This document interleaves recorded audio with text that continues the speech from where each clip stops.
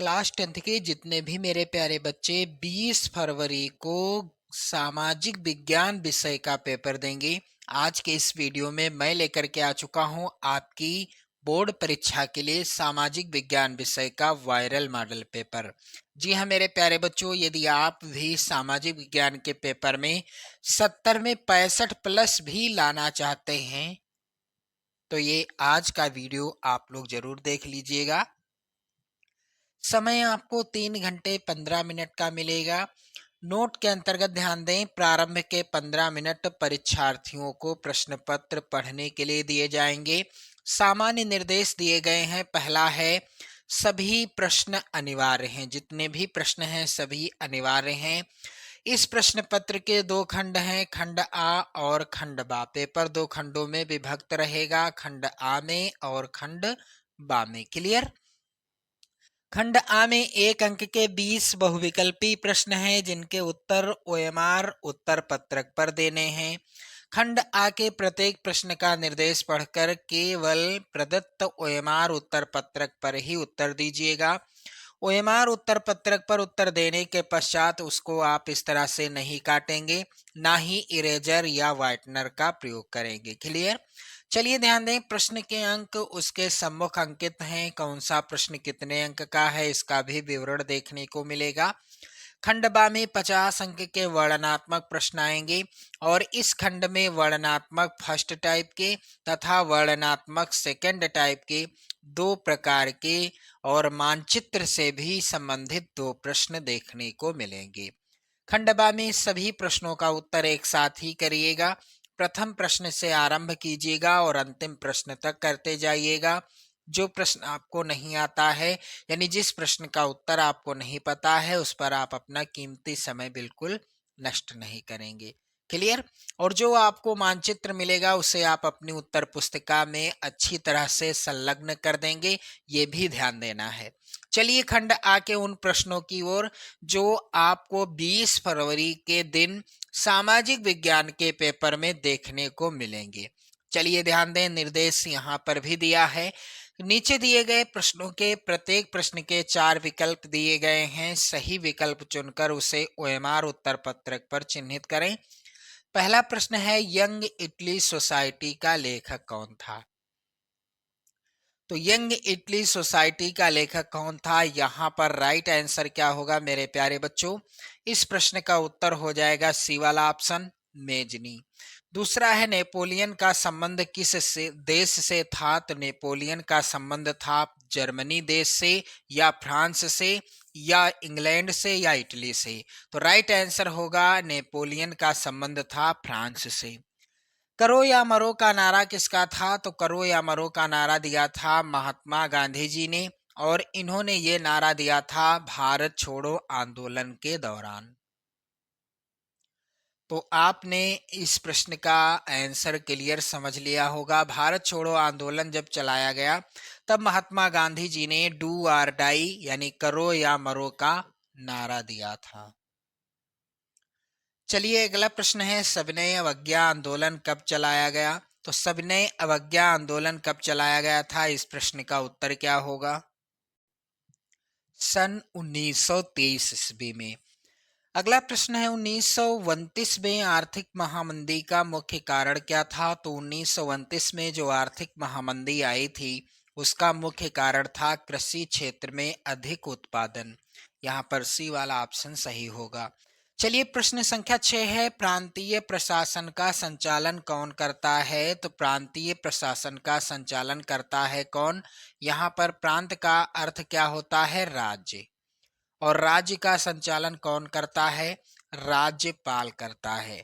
यहाँ पर right answer होगा राज्यपाल या मुख्यमंत्री। तो पूरे देश का संचालन कौन करता है? प्रधानमंत्री जी करते हैं। लेकिन प्रांतीय यानी किसी एक राज्य का संचालन करते हैं मुख्यमंत्री जी। डी वाला ऑप्शन सही होगा। अगला प्रश्न है, निम्नलिखित में से एक मिट्टी का प्रकार नहीं है? तो लाल मिट्टी होती है, काली मिट्टी भी होती है, पीली मिट्टी होती है, लेकिन जो सीमेंट होती है जो कि घर बनाने में काम आती है ये किसी भी प्रकार की मिट्टी नहीं है। सलाल बांध किस नदी पर बना है? तो मेरे प्यारे बच्चों, सलाल बांध किस नदी पर बना है?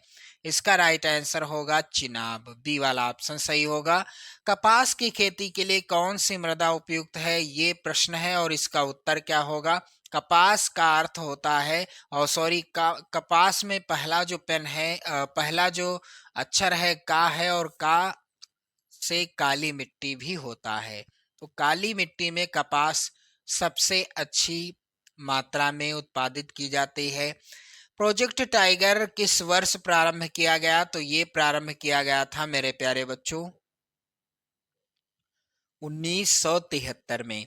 निम्नलिखित में से किसे औसत आय भी कहा जाता है? तो मेरे प्यारे बच्चों, प्रति व्यक्ति आय को औसत आय भी कहा जाता है।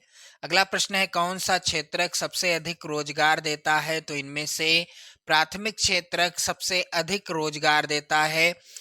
निम्नलिखित में से कौन सा संघीय सूची का विषय है? तो यहाँ पर राइट आंसर क्या हो जाएगा? संघीय सूची का विषय क्या है? इसका उत्तर हो जाएगा बी वाला ऑप्शन। विभिन्न स्तरों पर सत्ता का बंटवारा कहलाता है, तो यहाँ पर सामुदायिक सरकार हो जाएगा राइट आंसर। और निम्न में से संघात्मक शासन कहाँ नहीं है? तो यहाँ पर ध्यान दीजिएगा, ये इस प्रश्न का उत्तर क्या होगा? संघात्मक शासन कहाँ नहीं है? तो बेल्जियम या श्रीलंका या भारत या फिर संयुक्त राज्य अमेरिका। इसका राइट आंसर होगा श्रीलंका। सुंदरवन राष्ट्रीय पार्क किस राज्य में स्थित है? तो ये स्थित है पश्चिम बंगाल में। और अगला प्रश्न है, निम्नलिखित में से कौन सा विकसित देश है? तो यहाँ पर राइट आंसर क्या होगा मेरे प्यारे बच्चों? आप लोग यहाँ पर ध्यान दें, इसका उत्तर हो जाएगा फ्रांस। अगला प्रश्न है, निम्न में से किसको कृषि एवं सहायक क्षेत्रक भी कहते हैं? तो इस प्रश्न का उत्तर हो जाएगा प्रारंभिक क्षेत्रक, ए वाला ऑप्शन सही होगा। औपचारिक ऋण सबसे अधिक किस वर्ग के लोगों को मिलता है? तो यहाँ पर अमीर परिवार हो जाएगा राइट आंसर। इगमार्क किन वस्तुओं के लिए प्रमाणिक चिन्ह है? तो यहाँ पर खाद्य पदार्थ हो जाएगा इस प्रश्न का उत्तर। और चलिए ध्यान दें, यहाँ पर खंडबा, इसमें वर्णनात्मक फर्स्ट टाइप के प्रश्न आएंगे और ये प्रश्न होंगे प्रत्येक 4 नंबर के, और प्रत्येक प्रश्न का उत्तर आपको 80 शब्दों में लिखना है। तो चलिए ध्यान दें, यूरोप में राष्ट्रवाद के विकास में संस्कृति का क्या योगदान था? इस प्रश्न का उत्तर आपको लिखना कैसे है? तो चलिए ध्यान दें, यहाँ पर पहले प्रश्न का उत्तर, यूरोप में राष्ट्रवाद के विकास में संस्कृति के योगदान को निम्नलिखित उदाहरणों से समझा जा सकता है। प्रथम उदाहरण के रूप में हम रूमानीवाद नामक सांस्कृतिक आंदोलन को ले सकते हैं। रूमानीवाद एक ऐसा सांस्कृतिक आंदोलन था जो विशिष्ट प्रकार की राष्ट्रीय भावना का विकास करना चाहता था। द्वितीय उदाहरण के रूप में हम क्षेत्रीय बोलियों को ले सकते हैं। क्षेत्रीय बोलियां राष्ट्र निर्माण में महत्वपूर्ण भूमिका का निर्वाह करती थी, क्योंकि यही यथार्थ रूप में आधुनिक राष्ट्रवादियों के संदेश को अधिक से अधिक लोगों तक पहुंचाती थी, जो अधिकांशतः निरक्षर थे। क्लियर? चलिए ध्यान दें आगे, यहाँ पर तृतीय उदाहरण के रूप में हम संगीत को ले सकते हैं। कैरोल कुर्पिस्की एक पोलिश नागरिक ने राष्ट्रीय संघर्ष का अपेरा में संगीत के रूप में गुणगान किया और पोलेनेस और माजूरला जैसे लोक नृत्यों को राष्ट्रीय प्रतीकों में बदल दिया। क्लियर? चलिए ध्यान दें, अथवा में भी प्रश्न है, खिलाफत आंदोलन क्यों शुरू हुआ? तो अथवा आपको नहीं करना है, प्रश्न इंपॉर्टेंट है, आप लोग तैयार कर लेना इसका उत्तर। दूसरा है, स्थानीय सरकारों के महत्व का वर्णन कीजिए। तो चलिए इसका उत्तर आप देखेंगे, यहाँ पर कुछ इस तरह से लिखना है आपको। जब केंद्र एवं राज्य सरकारों से शक्तियां लेकर स्थानीय सरकारों को दी जाती हैं, तो इसे सत्ता का विकेंद्रीकरण कहते हैं। इसमें तीसरे स्तर को स्थानीय शासन कहा जाता है। स्थानीय शासन का महत्व निम्नलिखित है। पहला, अनेक समस्याओं का निपटारा स्थानीय स्तर पर ही बढ़िया ढंग से हो सकता है, क्योंकि लोगों को अपने इलाके की समस्याओं की बेहतर समझ होती है। दूसरा है लोगों को इस बात की भी जानकारी होती है कि पैसा कहाँ खर्च किया जाए और चीज़ों का अधिक कुशलता से उपयोग किस तरह से किया जा सकता है। तीसरा है स्थानीय स्तर पर लोगों को फैसलों में सीधे भागीदार बनना भी संभव हो जाता है। इससे लोकतांत्रिक भागीदारी की आदत पड़ती है और अब इस प्रकार स्थानीय सरकारों की स्थापना स्वशासन के लोकतांत्रिक सिद्धांत को वास्तविक बनाने का सबसे अच्छा तरीका है। क्लियर। अगला प्रश्न है यहाँ पर साइमन कमीशन। ये प्रश्न जो है सत्ता की साझेदारी क्यों आवश्यक है, व्याख्या कीजिए। इंपॉर्टेंट है, आप तैयार कर लेंगे इसको भी। साइमन कमीशन की रिपोर्ट से कांग्रेस क्यों असंतुष्ट थी, कांग्रेस ने किस नई नीति की घोषणा की। तो चलिए यहाँ पर ध्यान दें, इसका उत्तर कैसे लिखना है साइमन कमीशन के बारे में। तो प्रश्नोत्तर संख्या यहाँ पर 3 आप देखेंगे, इसका उत्तर आपको लिखना कैसे है मेरे प्यारे बच्चों। आप लोग यहाँ पर ध्यान दें। साइमन कमीशन में एक भी भारतीय सदस्य शामिल नहीं होने के कारण कांग्रेस इसकी रिपोर्ट से असंतुष्ट थी।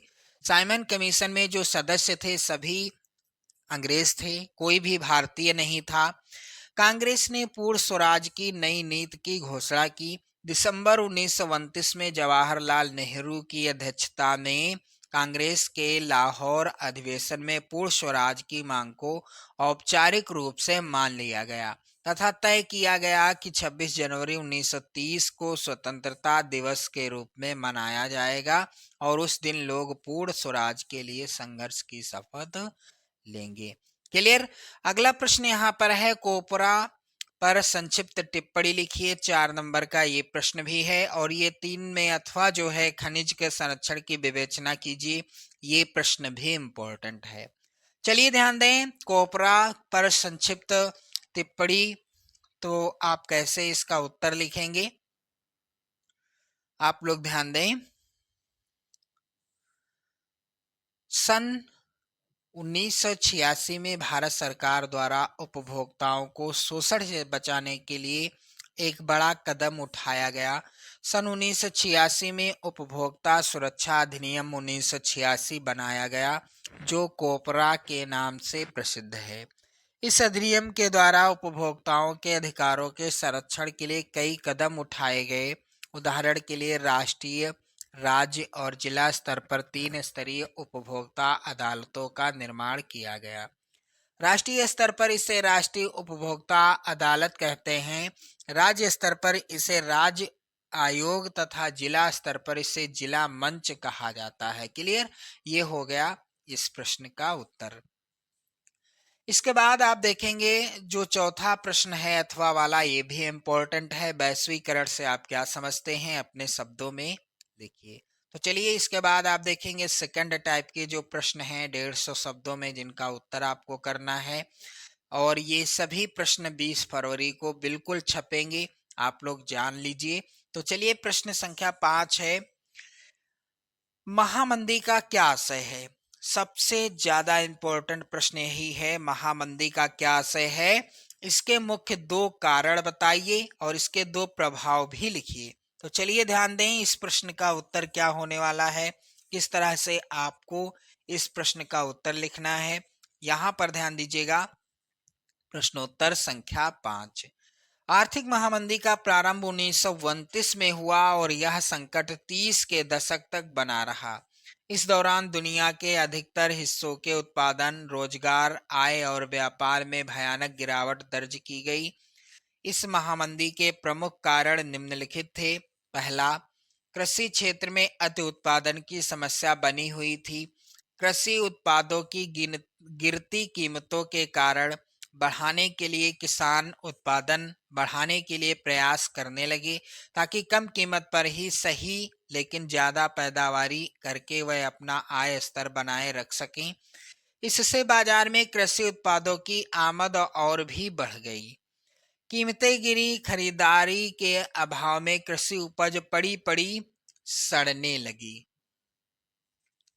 और दूसरा है 1920 के दशक के मध्य में अधिकांश देशों ने अमेरिका से कर्ज लेकर अपनी निवेश संबंधी जरूरतों को पूरा किया था। जब हालात अच्छे थे तो अमेरिका से कर्ज जुटाना बहुत आसान था, लेकिन संकट का संकेत मिलते ही अमेरिकी उद्यमियों के होश उड़ गए। जो देश अमेरिकी कर्ज पर निर्भर थे उनके सामने गहरा संकट आ खड़ा हुआ। महामंदी के प्रभाव। तो जो कर्जे दिए जा चुके थे उनकी वसूली तेज कर दी गई। आमदनी में गिरावट आने पर अमेरिका के अधिकांश परिवार कर्जे चुकाने में नाकामयाब रहे, जिसके चलते उनके मकान, कार और सारी चीजें जरूरी कुर्क कर ली गई। क्लियर। चलिए ध्यान दें, अगला प्रश्न है यहाँ पर अथवा में है। अब अथवा में प्रश्न है, ये भी तैयार कर लेंगे आप। प्रथम विश्व युद्ध के विश्व पर पड़ने वाले प्रभावों का वर्णन कीजिए। इंपॉर्टेंट प्रश्न है, आप तैयार जरूर कर लेना इसका उत्तर। छठा प्रश्न है, संघवाद क्या है? भारत की संघात्मक शासन व्यवस्था की प्रमुख विशेषताओं का वर्णन कीजिए। तो चलिए ध्यान दें, इसका उत्तर क्या हो जाएगा? प्रश्नोत्तर संख्या 6, संघवाद। संघवाद सरकार का एक प्रारूप है जिसमें सर्वोच्च सत्ता केंद्रीय प्राधिकार और उसकी विभिन्न अनुषांगिक इकाइयों के बीच बट जाती है। भारतीय संघात्मक शासन की कुछ प्रमुख विशेषताएं निम्नलिखित हैं। पहला, दो स्तरीय शासन व्यवस्था। संविधान ने दो स्तरीय शासन व्यवस्था का प्रावधान किया था, संघ सरकार और राज्य सरकारें। बाद में पंचायतों और नगर पालिकाओं के रूप में संघीय शासन का तीसरा स्तर भी जोड़ा गया। दूसरा है शक्तियों का बंटवारा। संविधान में केंद्र और राज्य सरकारों के विधायी अधिकारों को 3 हिस्सों में बांटा गया। संघ सूची में राष्ट्रीय महत्व के विषय रखे गए जिन पर कानून बनाने का अधिकार किसको था? केंद्र सरकार को दिया गया। राज्य सूची में कम महत्व के विषय थे जिन पर राज्य सरकार कानून बना सकती है। समवर्ती सूची पर राज्य और केंद्र दोनों कानून बना सकते हैं, किंतु टकराव की स्थिति में केंद्र का कानून मान्य होगा। मेरे प्यारे बच्चों, तीसरा है कठोर संविधान।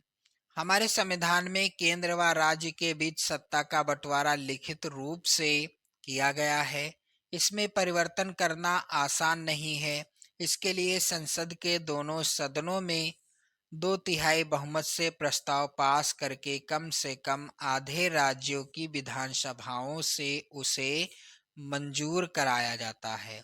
इस प्रकार कठोर संविधान संघात्मक शासन की प्रमुख विशेषता है। चलिए अगला है शक्तिशाली न्यायपालिका। संघात्मक शासन में न्यायपालिका की भूमिका महत्वपूर्ण होती है। भारत में शक्तियों के बंटवारे से संबंधित कोई विवाद होने की स्थिति में फैसला उच्च न्यायालय और सर्वोच्च न्यायालय में ही होता है।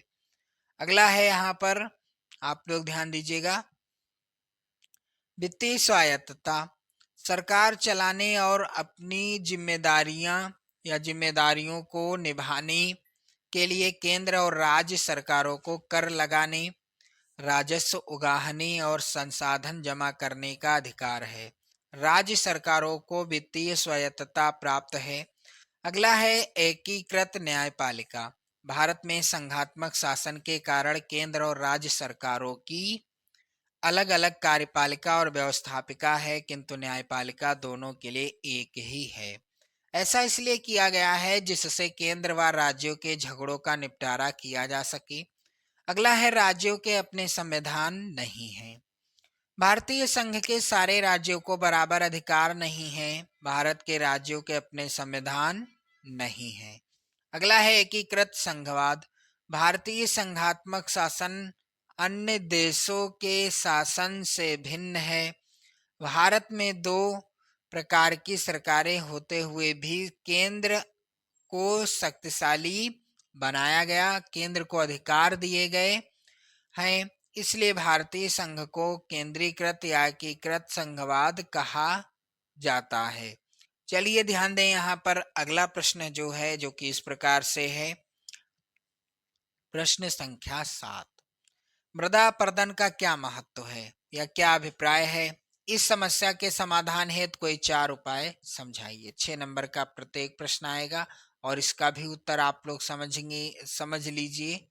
चलिए ध्यान दीजिए, पहला यहाँ पर है उत्तर, यानी पहला जो यहाँ पर प्रश्न है, छठा 6 के बाद 7वां, ये इम्पोर्टेंट प्रश्न है, आप इसका उत्तर जरूर तैयार कर लेंगे। तो मृदा अपरदन क्या है? मृदा अपरदन के कारण भूमि की उर्वरा शक्ति समाप्त हो जाती है और वह कृषि करने योग्य उपयुक्त हो जाती है। अतः मृदा अपरदन को रोकना आवश्यक है, जिसके लिए विभिन्न उपाय किए जा सकते हैं। और मेरे प्यारे बच्चों, आप लोग ध्यान दें,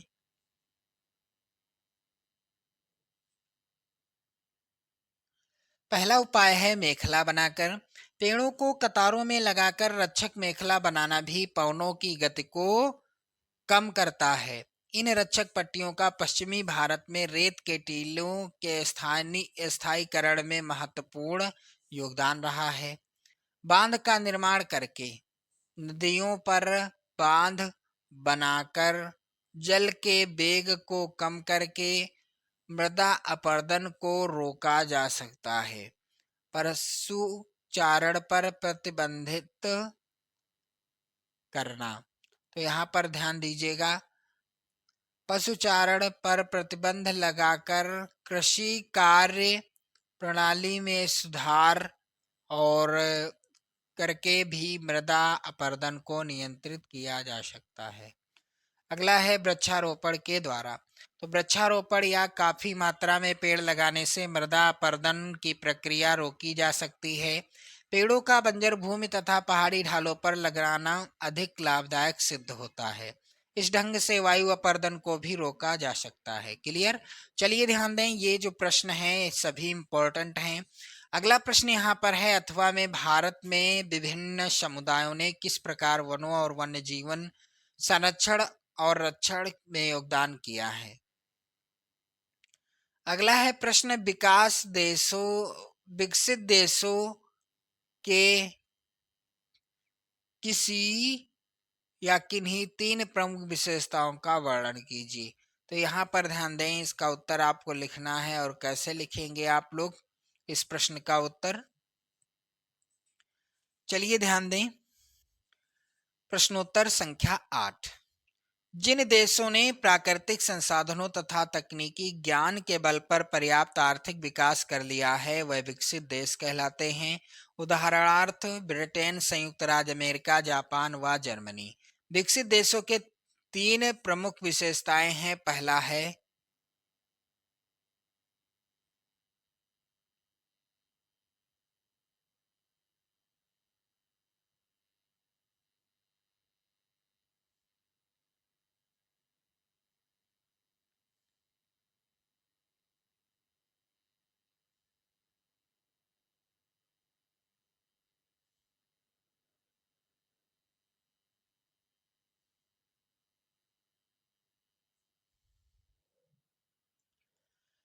उन्नत विज्ञान तथा तकनीकी द्वारा प्राकृतिक संसाधनों का उपयोग।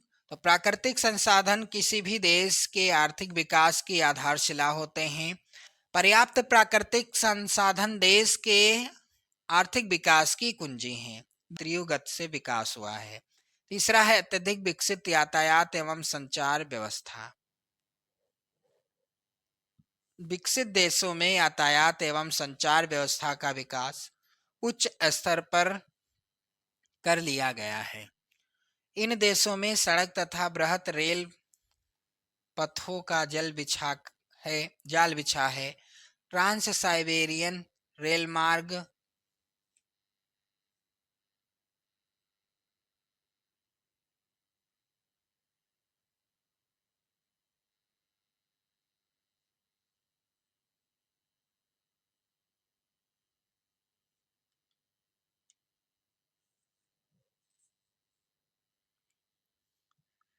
अगला है अत्यधिक विकसित यातायात एवं संचार व्यवस्था। तो विकसित देशों में यातायात एवं संचार व्यवस्था का विकास उच्च स्तर पर कर लिया गया है। इन देशों में सड़क तथा बृहत रेल पथों का जाल बिछा है। ट्रांस साइबेरियन रेल मार्ग विश्व का सबसे लंबा रेल मार्ग है। इन देशों में रेल तथा वायु परिवहन का भी विकास कर लिया गया है। जल परिवहन नदियां, झीलों तथा नहरों द्वारा संपन्न होता है। इसके अतिरिक्त स्वचालित मोटर गाड़ियों, विद्युत रेलगाड़ियों,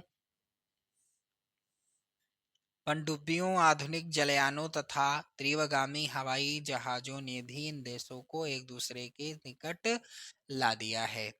इन देशों में संचार साधनों का भी अत्यधिक विकास हुआ है। तो मेरे प्यारे बच्चों, इसी तरह से आपको पेपर सॉल्व करना है और इसी तरह से सभी प्रश्नों का उत्तर आपको करना है। यानी जो अथवा में है उसका नहीं करना है। और इसके बाद मानचित्र से भी रिलेटेड प्रश्न आपको इस तरह के देखने को मिलेंगे। 10 नंबर यहाँ से क्लियर हो जाएंगे, 5 यहाँ हैं और 5 यहाँ पर हैं। क्लियर? तो आप लोग वीडियो को लाइक शेयर कर दें। चैनल पर नए हो तो चैनल को भी सब्सक्राइब कर लीजिएगा। जय हिंद।